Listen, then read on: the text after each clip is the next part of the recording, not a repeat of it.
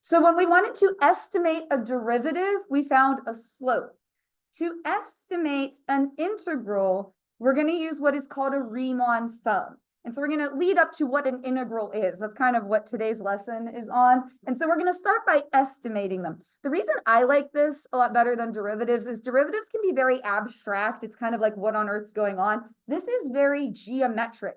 It's rectangles, like you can see it and touch it, and it's very concrete. So I like that. It makes more sense to me. So we're going to estimate the area underneath the graph f of x equals x squared. So that's your regular old parabola centered at the origin. We're just looking from 0 to 1. So we're estimating this area underneath of there using these rectangles. So what I use the highlighter for, and if you want to highlight, you can, I highlight the heights of the rectangles. So for this first sub-interval, we call that a sub-interval. Our interval is from 0 to 1, but we have 4 sub-intervals. Do you see that there? There's 4 of them. The first one is just nothing. So I'm going to kind of just put like a point there. And then this is our height for the second one. This is our height for the third one. And this is our height for the fourth one. So I just kind of highlight those so that you can see the heights. And I did that with pink. Unfortunately, on the projector here, it really doesn't show up as anything except like bolded a little bit. But this estimation is what is called a left Riemann sum. And the reason it's called a left sum is because if you notice, we highlighted the left sides of the sub-interval. Everything in math is what it sounds like or is named after the guy that did it. This one's kind of both. Named after this guy Riemann, and we're using the left side of the sub-intervals. So what I'm going to do is go through and write the heights first before we go and find the areas. What's the height of this rectangle? And don't overthink it. Yeah, 0. It's like a non-rectangle. Now this one, do you see how it says 0.25 there? That's a fourth. I like fractions better than decimals. To get that height, you would need to take 1/4 and plug it into the function. That would give you the functional value. Now our function is x squared. So 1/4 squared, 1/16. And then this is a half. To get that height, you would plug 1/2 into the function. So a half squared is 1/4. And then this is 3/4. If you want that height, you're going to plug it into the function. That would be 9/16. Good.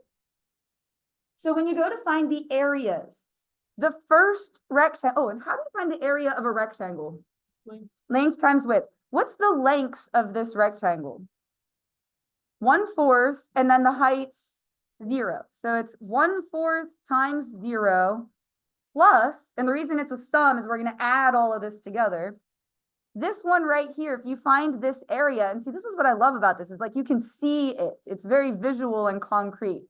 It would be what times what? 1/4 times 1/16 plus, and then this one right here, to get this area that I'm shading in,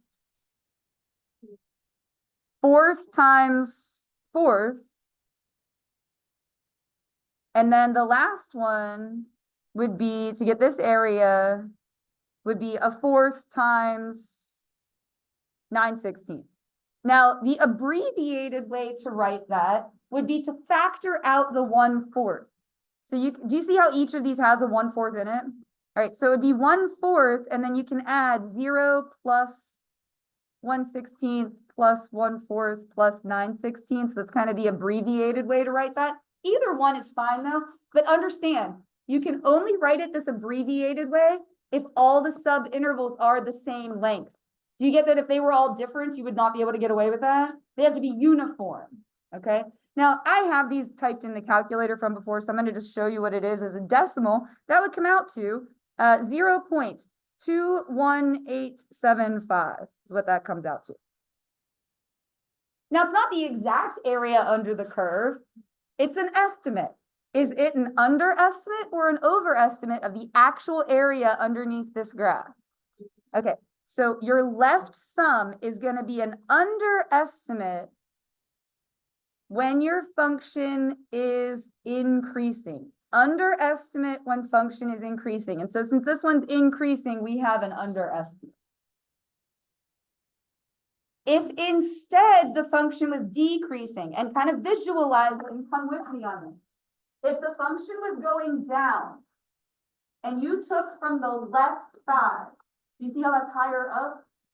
So it would be the other way around. So it's going to be an overestimate when your function is decreasing. And what I tell my students to do is just put their pencil on the paper, increasing or decreasing. Like, look, if I put my pencil here in a decreasing manner, I can see that the left side is higher up, overestimate. Again, I really like this because it's very concrete. Like you can just see it. It's not abstract. It's very like geometric and visual. All right, now I did that kind of slowly. I'm going to speed it up for this one. We're going to use these rectangles to estimate the area under the graph. This one is going to be called, what do you think? A right Riemann sum, because we're using the right side of the subintervals to get our heights. And again, each subinterval is how long? Like the length of each subinterval is a fourth. So I'm going to do this the abbreviated way. And again, you can only get away with this if they're uniform. They have to all be the same. And if you want to highlight, this is where I use the highlighter to get the heights. Oh, when you go to do your delta math, it's really cool. It'll put these rectangles in there for you, and then you can like drag them to change their heights, and it'll like magnet to where it, like it's cool. Anyway, I like it. But I'm going to go out and write these heights. If you want to put these fractions at the bottom, you can. I like fractions better than decimals. To get the heights, you take those numbers and you plug them into the function. It's the functional values that give you the heights. And some of them are going to be the same as what we just did. Like, what is the height for this one? 1/16, good. And then this one was a fourth, and this one was 9/16. And then 1 squared is just 1. So when you're calculating all these areas, it's, you know, base times height or length times width, you know, whatever you want to call it, getting all of these areas. But if you factor out the 1/4, you can put 1/4 out front, and then it's just these all added together. So 1/16 plus 1/4 plus 9/16 plus 1. And I already have these typed in the calculator. I did it ahead of time just so that we could have them. As a decimal, it is 0.46875.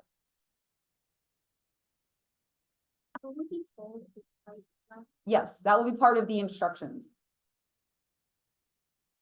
Now, is this an over or underestimate of the actual area under this graph? Over, and you can see that visually, like all these pieces that are hanging over.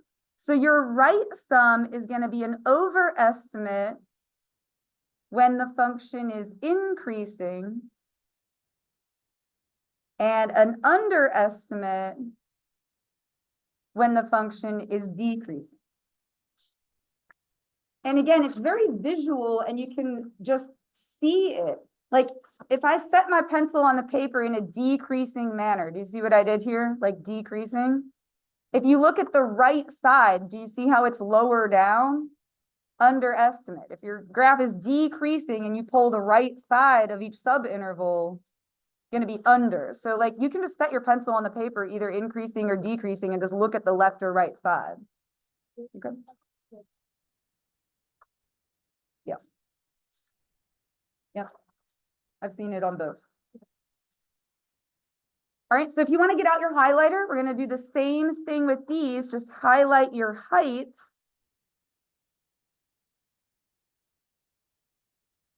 And so what do you notice about this one? Because we're not pulling our heights from the left or the right side of the intervals. We're part of the sub-intervals. We're pulling them from where? So this is called a midpoint sum.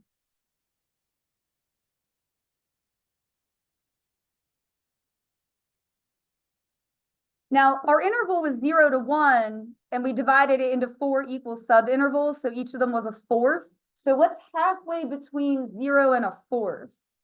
An eighth. So this is going to be fun with fractions here, but you're going to just count. That's 1/8. A fourth is 2/8. So then this next one, 3/8. Good. And then a half is 4/8. This is 5/8, 6/8, 7/8. And to get those heights, you plug into the function. Again, what was our function? Because I didn't change it. Yeah, f of x equals x squared. So you're just going to square all of those. So an 8th squared is 64th. And then this one would be 9 64ths and 25 64ths and 49 64ths. And you can write it in an abbreviated manner because all the sub-intervals are uniform. They are all 1/4. Like, are you getting what I'm saying here? Like each of these, the base of each of the rectangles is still a fourth. So when you go to get your area for the first tiny little rectangle there, it would be a fourth times 1/64. And then this next one would be a fourth times 9/64, and so on and so forth. I'm not going to keep saying this because it's just going to put you all to sleep. But anyway, you can write it like that. And do you think this is a better or worse estimate? Much better than either of the other two. And in decimal form, it is 0.328125.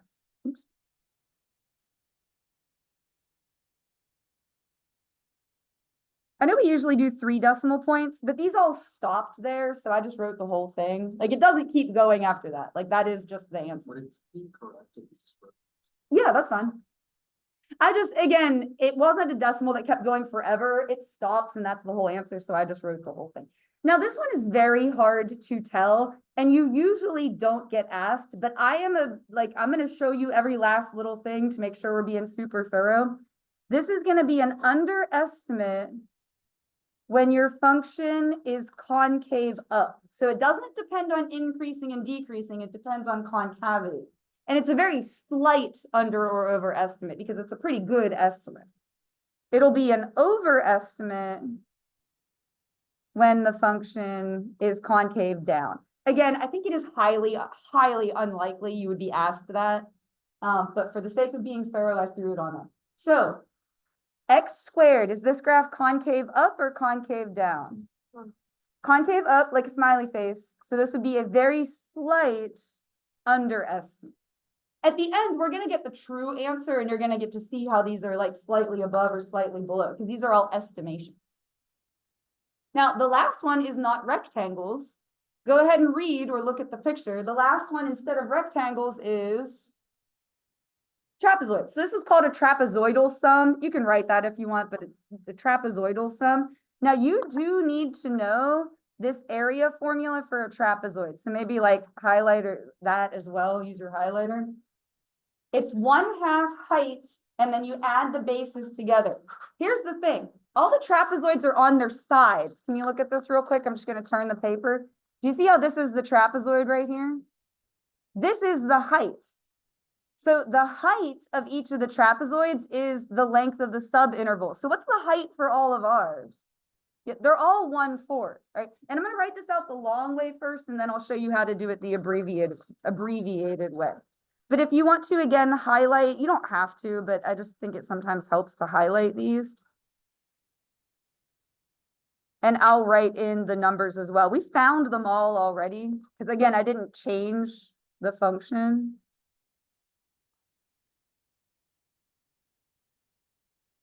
But it's 0, 1/16, 1/4, 9/16, and 1. You just plug into the function to get this.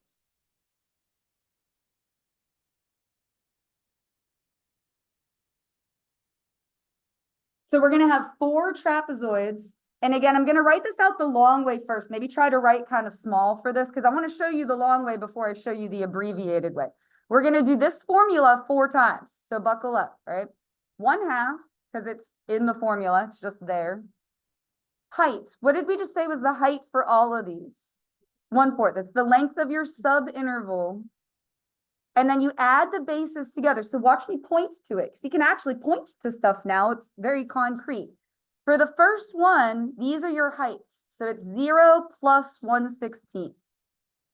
So that one actually wasn't even a trapezoid, it was a triangle because, well, why? Why was the first one a triangle instead of a trapezoid? Yeah, because the first height was 0, so it actually ended up being a triangle. All right, that's the first one. 1 down, 3 to go. Next one, it's going to be a half, because that's in the formula, times a fourth, that's the height, and then add the bases together. So we're looking at this one right here. So it would be 1/16 plus 1/4. Are you getting the hang of it? You see where that's all come from? All right, so plus, then what would be the next one? 1/2 times 1/4. And then we're doing this one right here. I'm coloring it in. 1/4 plus 9/16. All right, one more to go. It would be 1/2, because that's in the formula. It's like just there, times 1/4, and then 9/16 plus 1. Oops. Now, the abbreviated way to write this, and again, you can only get away with this if all the sub-intervals are uniform. They're all 1/4, so we can do this here. If they're not, you have to write it separately like this, okay? You would factor out the 1/2 and the 1/4 because those are both in all of these, so you're factoring that out. And then watch me point to this. Do you see how the 0 and the 1 are only in there once? That's because they're on the edges. All the other ones are in there twice. Do you see how the 1/16 is in there twice, and the 1/4 is in there twice, and the 9/16 is in there twice? That's because they're shared between each of these. So the first and last one are only once. All the ones in the middle get used twice. So you would have 0 plus double the 1/4, double, oh, I'm sorry, I skipped one. Double the 1/16, double the 1/4, double the 9/16, and then the 1 would just be once. So again, the first and the last one are just once because they're on the edges. And all the ones in the middle, you double them because they get shared between the subintervals. So it's a little shorter. That's the like abbreviated way. And if you were to put this in the calculator, it would be 0.34375. I just already did them and had that sitting to the side to not use up more of our time. That's what that would come out. So what do you think, over or underestimate? Do you see where these trapezoids are getting connected? Are they slightly, oh, good. So this is going to be an overestimate when the function is concave up. So this one is over. And it will be an underestimate when the function is concave down. And let me just show you what that would look like because it is very visual, like you can see it.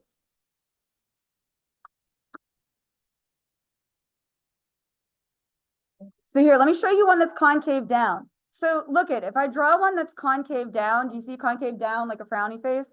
If I were to draw in trapezoids, do you see how they would be like slightly below the graph if I connect them?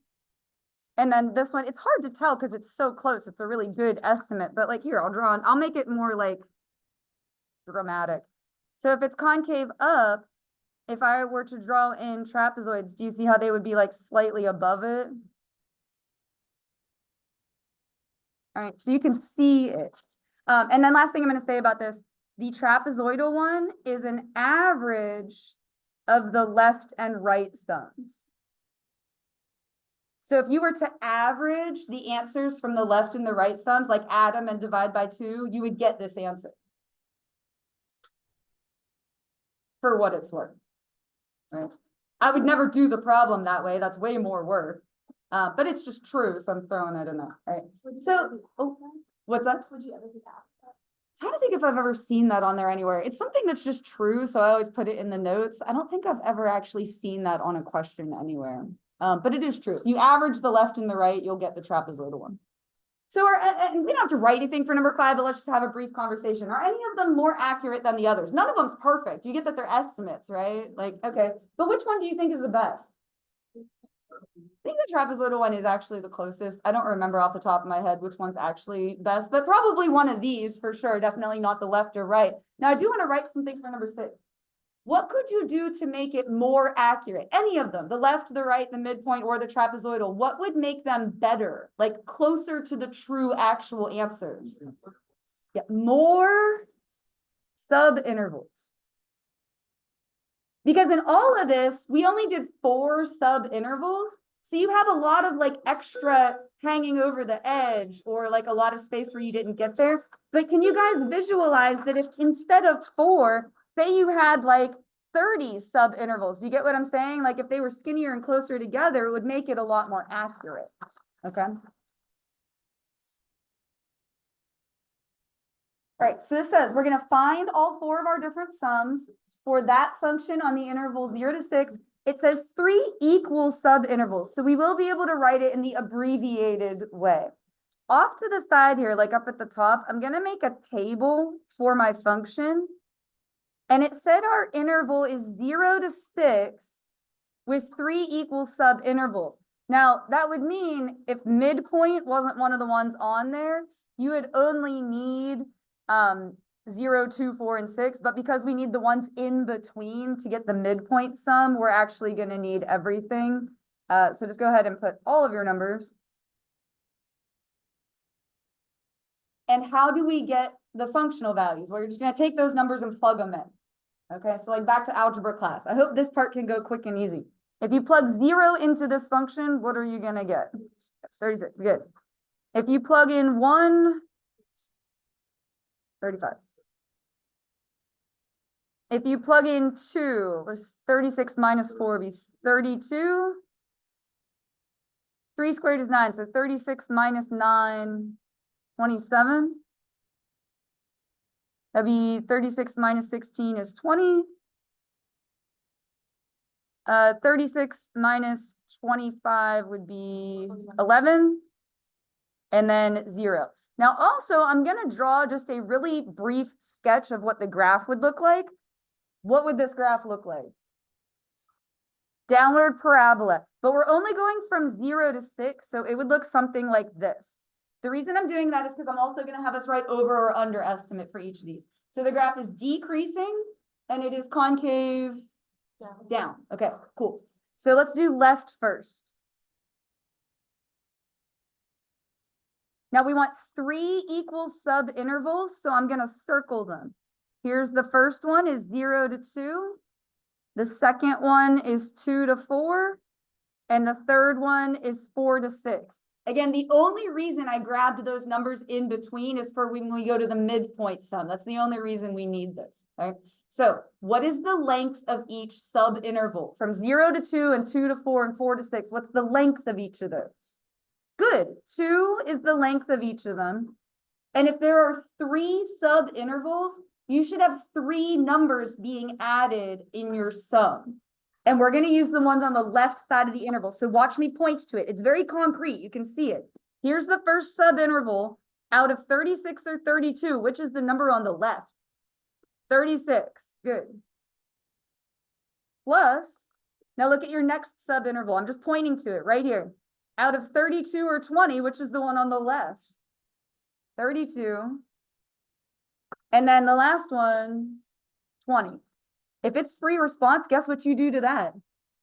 And this is one of these sums, left, right, midpoint, or trapezoidal will be on there, and you will write it out and you'll just leave it alone. Usually they even give you the table. All right. Over or under? Well, if the graph is decreasing and you take the left side, do you see how that's higher up? It'll be over. All right, let's do the right sum. What's the length of the sub-interval? 2. Good. Now you're going to pull all the numbers on the right. So that would be what numbers? 32, 20, and 0. I recommend writing the 0, even though you technically don't have to, because like I said, if there's 3 sub-intervals, you should have 3 numbers added. So I always keep the 0 in there. So if your graph is decreasing, the right side is lower down. So it'll be an underestimate. All right, midpoint. What's the length of the sub-interval?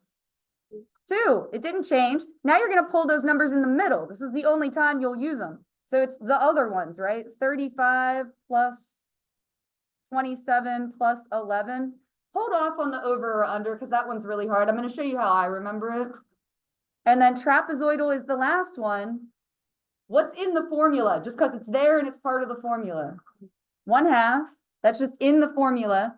The height is the length of the subinterval, which would be 2. I realize those are going to cancel. All right. And then you use the first and the last one once because they're on the edges. The ones in the middle get doubled because they're shared between the intervals. So it'll be 36 plus double 32 plus what? Double 20. And then 0 just once. And again, I recommend writing it. Okay. So let's see if the trapezoidal would be over or under. Watch me just draw it in here. If your graph is concave down and you draw in trapezoids, they'll be very slightly under. So the way I remember the midpoint is it's the opposite of that. So if this one's under, midpoint is over. That's how I remember it. Again, it is very, very unlikely they're going to ask you that one. The other 3 are fair game, but again, I'm just trying to be thorough. All right. Now I'm going to show you what it looks like if you do not have uniform subintervals. Okay. So letter A, use the 4 subintervals indicated in the table to do a left Riemann sum. Here's the 4 subintervals: 0 to 3, 3 to 8, 8 to 10, 10 to 16. Don't be too proud to circle them. That helps to see that. You can't do this abbreviated because they're not all the same length. All right. So what's the length of the first subinterval? 0 to 3 would be a length of 3. Good. And did this say left or right? Left. So out of these 2 numbers, the one on the left is 10. Good. Plus, now we're going to do the next one. Let me cover it up. From 3 to 8 is a length of 5. Good. And then the number on the left, 12.5. Plus 2 times 17.5, perfect. And then the last one, 6 times 28. That's usually how they do it on the AP exam. You just write it out like that. Do not add it together. Okay, leave it alone. Now, is this under or over? Well, look at your functional values, 10, 12, 17, 28, 46. What are they doing? Going up, increasing. So it looks like this, increasing. If we pull from the left side, it would be under. Now, they want you to justify. So here's how you write that. You would write underestimate because f of x is increasing and this is a left sum. These are the things they look for. Underestimate, that's the answer. Increasing left sum. Those are the 3 things you have to put in your justification.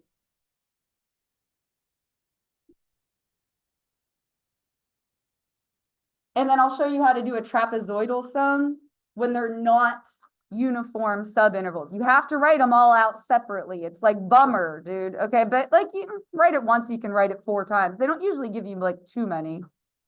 What do you put just because it's in the formula? Good. Oh my gosh, you guys listen to me. It's fantastic. And then we can just get through this. All right, what is the length of the first subinterval? Try and cover this up. 3. And then you add the bases together. So 10 plus 12.5. That's the first one. You just do that 3 more times using all the other numbers. So it would be plus 1/2 times what? 5? And then 12.5 plus 17.5. So the 1/2 you can always pull out. My opinion though is I kind of don't think it's worth it if you can't pull the length of the subinterval out too, but you're not wrong. So personal preference, however you want to write it. All right, and then the third one would be 1/2 times 2, and then 17.5 plus 28. And then I had to go down to the next line. The last one would be 1/2 times 6 times 28 plus 46. So again, sometimes I have seen them do that. I actually kind of like it though, because you just write it out and that's your answer. I don't know, where's your opinion on? I like this way better than derivatives. Can you tell I'm like super happy we switched to these? I like these problems. You just write the whole thing out and then that's it. You don't have to do anything else. All right, so this is what we're gearing up towards. Everything we've done so far is an estimate. A definite integral, let me highlight that too, super important. A definite integral gives you the exact area, like the true perfect answer. It's not an estimate. And so that means your subintervals approach infinity. Remember, the more subintervals you have, the better the estimate. Does that feel like a limit to you guys? Because it is limit approaching infinity. Okay. And here's how we write it. It's that curly S thing that looks like the symbol on a violin. And we go from A to B, so from the starting to the ending point, and it's written f of x dx. The f of x is the height. Remember how we plugged into the function to get the heights? We highlighted them. The dx represents the width, because people always want to leave off the dx. You can't do that, or you've left off the fact that it's a rectangle. It's height times width times height, length times, I don't know, whatever you want to call those words, all right? But let's write one out for that original problem, the one we were doing right here. Our interval goes from where to where? 0 to 1. All right, so it would be integral 0 to 1. What was the function that we were doing? X squared. And then dx, that's how you would write that. I want you to just set down your pencil and watch, because I told you I would show you how to get the true answer. Do you remember how to do a derivative on this thing? Math 8. Here, I just hit math. Do you see how 8 says derive? What does 9 say? Integral. So when you choose math 9, it's going to look like that. I'm going to do 0 to 1, x squared dx. And that is the true, perfect, exact answer for that area. Now, don't write 0.33333, because what is that? 1/3. Oh my gosh, you guys, the area, the perfect, true, exact answer for the area of this curvy thing is exactly 1/3. That's cool. That is cool. That's neat. You can disagree, but I'm right. Really cool. And then do you see how all those decimals were really close to 0.333? Well, that wasn't super close, but do you get what I'm saying? Neat. Cool, guys. All right, we're going to practice how to write out definite integrals. So look at number 9a. Draw your integral symbol. It would be from where to where? What are your boundaries? 1 to 5. We're just practicing writing them. That's all that's going to be. 1 to 5. Now, what's the function? You have to write it. It's a parabola, so we're going to need an x squared.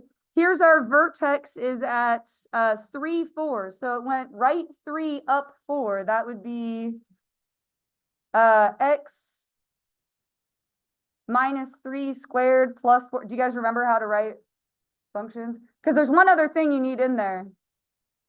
The negative, oh good, and then dx. Thank you for not forgetting dx. That's it, that's all we're practicing right now. Now, if I put that in the calculator, we'd get the area of that shaded part. How about this one? Integral from where to where?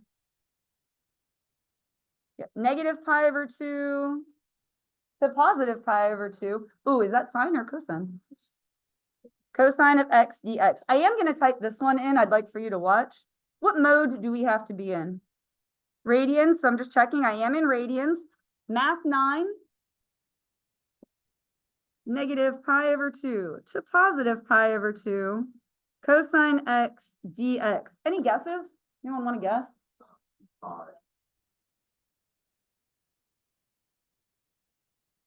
That is so cool. That's cool. That's so neat. Oh my gosh, it's 2.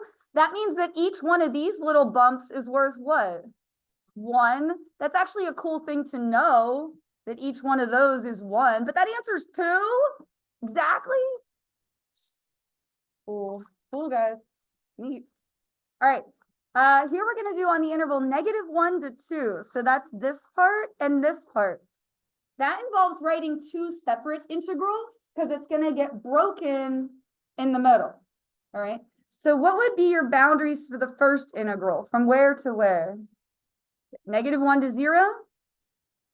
And then that line is x plus 1. dx. So that would give you the area of that first little part, plus, and then do another integral. I'm kind of just trying to get you used to writing the symbol. Really, that's all we're doing here. We'll do more with it next time. Because like half the battle when you guys learn this is like learning how to write. Everyone's like, how do I do this? Brand new to you. All right, what are the boundaries for that one? 0 to 2. And then that function, it's an upside down parabola. So it would be negative x squared plus, what is that, 4? Oh, and then what goes at the end? Dx. That's the width of your subinterval. So you need that. All right, this one is from -2 to 3.